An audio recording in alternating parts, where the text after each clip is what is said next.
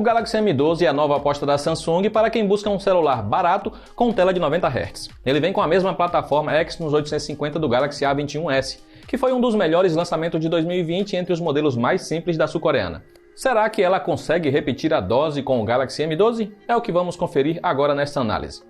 O Galaxy M12 é um celular simples com corpo de plástico, mas que traz um design interessante com traseira que apresenta listras verticais que por sua vez tem pequenos semicírculos esculpidos nelas. Isso não só ajuda a diferenciar o aparelho dos outros básicos da marca, como também melhora a pegada. O M12 foi lançado em 3 opções de cores que a Samsung chama de preto, azul e verde, mas na verdade os 3 são tons diferentes de azul.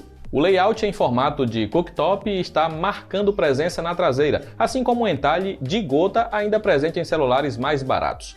Na lateral esquerda há uma gaveta para 2 chips e um micro SD. Do lado direito há o botão de energia com um leitor biométrico incorporado e a tecla de controle de volume. No topo há apenas um microfone e na parte inferior temos a entrada para fones de ouvido, outro microfone, a entrada USB-C e o alto-falante. A parte decepcionante fica para a versão do Wi-Fi não compatível com padrão AC para rede 5 GHz, além da falta de NFC na versão nacional. O M12 vem com tela LCD de 6,5 polegadas com resolução HD+.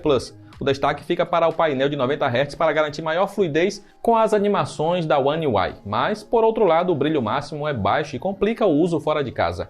A qualidade da imagem é apenas decente, o nível de contraste está abaixo dos rivais da Motorola e Xiaomi, o que faz com que as cores não sejam tão vibrantes e o preto tenha tom acinzentado. A parte sonora também decepciona, não apenas por ter apenas uma saída de som que limita o áudio a mono, mas por ter potência apenas mediana e não ter bom equilíbrio entre graves, médios e agudos. Para piorar, a Samsung não manda mais fone de ouvido com seus celulares, mas pelo menos a entrada padrão para que você use com qualquer fone que possua.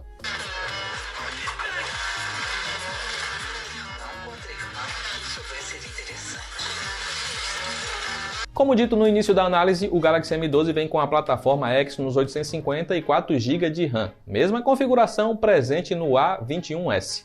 Poderíamos esperar desempenho similar no multitarefas, mas em nosso teste de velocidade vimos um novo ser bem mais lento. A One UI vem apresentando lag ao alternar entre aplicativos e isso aconteceu com modelos mais caros que testamos recentemente, como o A32 e A52. Esperamos que a Samsung arrume isso em uma atualização futura.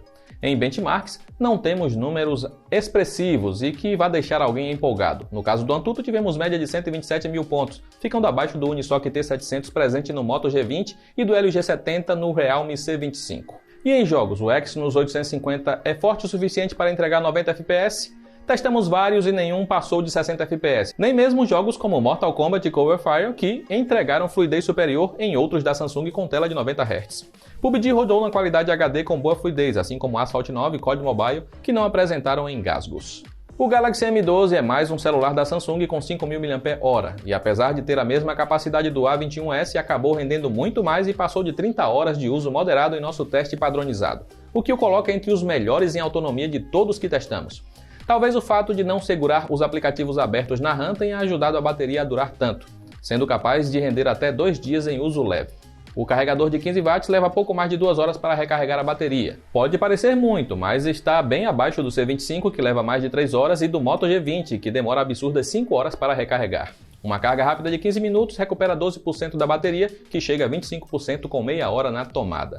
O M12 vem com a One UI Core 3.1 rodando por cima do Android 11. Esta é uma versão mais capada do software da Samsung. Um dos recursos que ficaram de fora é a possibilidade de calibrar as cores da tela, mas a coreana decidiu manter o recurso Tela Edge, que normalmente é encontrado em modelos mais caros. O leitor biométrico responde bem ao mais simples toque, enquanto a interface apresenta engasgos com frequência, o que mata um pouco a fluidez superior que a tela de 90 Hz tenta passar. Aliás, por padrão ele vem no modo dinâmico, que alterna entre 60 e 90 Hz a depender da demanda, mas é possível travar em 60 Hz para a bateria durar ainda mais. O M12 possui 4 câmeras na traseira. A principal tem sensor de 48 megapixels, a secundária tem 5 megapixels com lente ultra-wide e as demais são destinadas a macro e desfoque de fundo com resolução de 2 megapixels em ambas. Na parte frontal há uma câmera de 8 megapixels para selfies.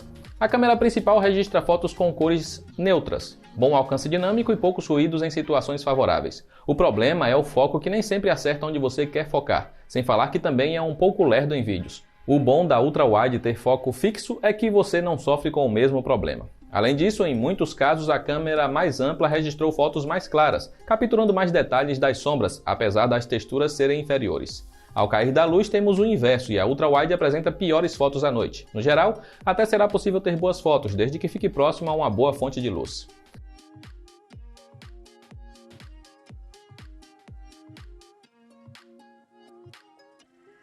A câmera macro é bastante limitada, assim como o zoom do aparelho, que apresenta queda tão drástica que torna o zoom máximo completamente inútil.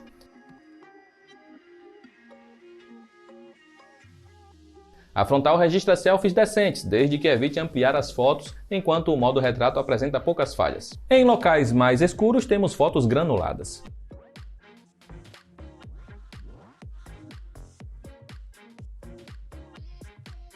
O M12 grava vídeos em Full HD a no máximo 30 fps, seja com a traseira ou com a frontal. A qualidade não é das melhores, e há ruídos mesmo em filmagens de dia. Falta estabilização eficiente e a captura de áudio é apenas decente. A câmera principal até serve para filmar à noite, mas a ultra-wide e a frontal sofrem mais com vídeos escuros e com baixa nitidez. O Galaxy M12 pode ser encontrado na mesma faixa de preço do A21s. Vale mais a pena investir no novo ou o antigo ainda é melhor negócio? O M12 atrai pela tela de 90 Hz, mas não tem força suficiente para empurrar os jogos além dos 60 fps. A sua maior vantagem acaba ficando para a bateria, que dura muito mais. O A21s ganha em desempenho e tem câmeras mais equilibradas. Da Motorola temos o Moto G20 com tela de 90 Hz e preço similar. Ele é mais rápido, mas tem pior bateria e demora muito para recarregar. Suas câmeras são mais fracas devido ao hardware da Unisoc, que possui um pós-processamento inferior. E o Realme C25? Ele é o nosso rei em bateria atualmente e entrega autonomia muito maior. Ele também é mais rápido, mas as câmeras não superam o M12, especialmente à noite. O ruim é ter que abrir mão da tela de 90 Hz, mas a parte sonora do Realme é melhor. A proposta do Galaxy M12 é ser um celular barato com tela de 90 Hz e com bateria que dura muito. Ele realmente entrega isso, mas não foi capaz de rodar jogos a 90 fps, o que vai tornar a tela de 90 Hz inútil para os gamers. No geral, o M12 é um celular com design bacana, apesar de bem simples, com bateria que dura 2 dias facilmente e câmera decente para fotografar de dia e à noite em locais não tão escuros. A tela poderia ter brilho mais forte e o desempenho multitarefas foi pior que o A21s, que traz o mesmo hardware.